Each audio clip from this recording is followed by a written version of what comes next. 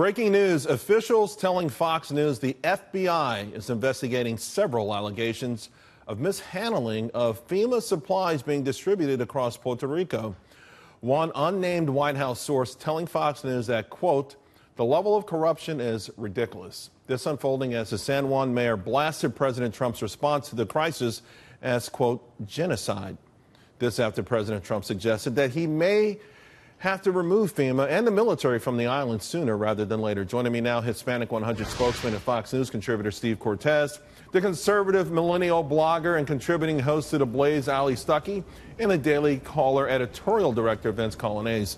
Steve Cortes, I got to start with you. We know politics beneath this have played out even before Hurricane Maria hit Puerto Rico.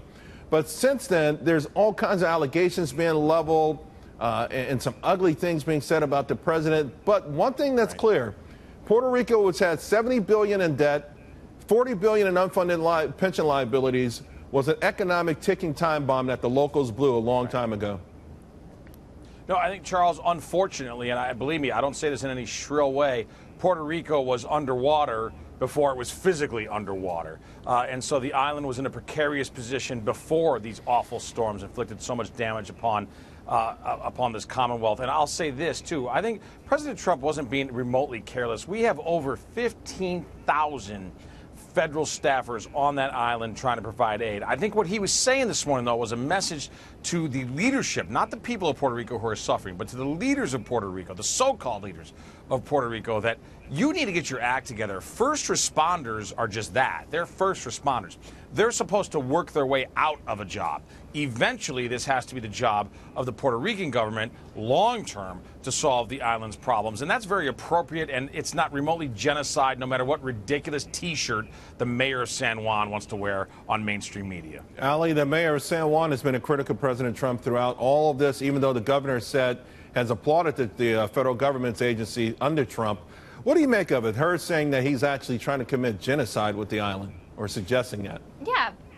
Well, you would think if that's the case, if the state in Puerto Rico is just as dire as she says it is, which I do believe that it's dire, that she would be spending a lot more of her time and energy helping the people around her rather than complaining about Donald Trump, especially if the reports are true that the FBI is hearing that local officials are mishandling FEMA resources. She should probably be investing a little more energy into investigating the corruption that's right under her nose and that's starving the people around her rather than criticizing the president. Vince, let's face it, FEMA has dealt with three hurricanes, Harvey, Irma, Maria, and now these wildfires. They have been stretched from, I guess, from a human point of view, a financial point of view. And yes, I agree with Allie. I have a lot of relatives in Puerto Rico. We're bringing a couple over to live with us next week. The island is a disaster. It's in bad shape. I'm not sure this is the time to even play these kind of political games.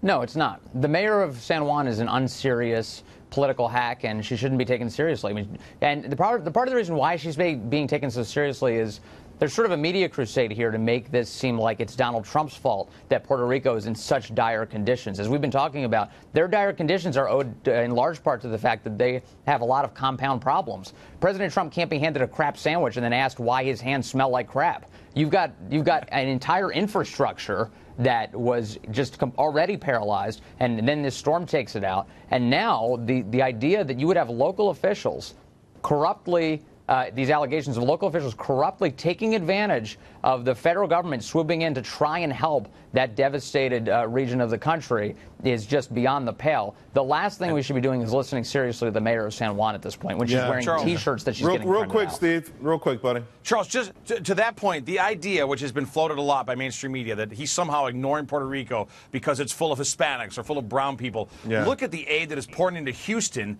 which is, I think, about 70% either black or Latino. So that belies that argument. This has nothing to do with color or race. This has a lot to do with the conditions on the ground in Puerto Rico. Guys, thank you all very, very much.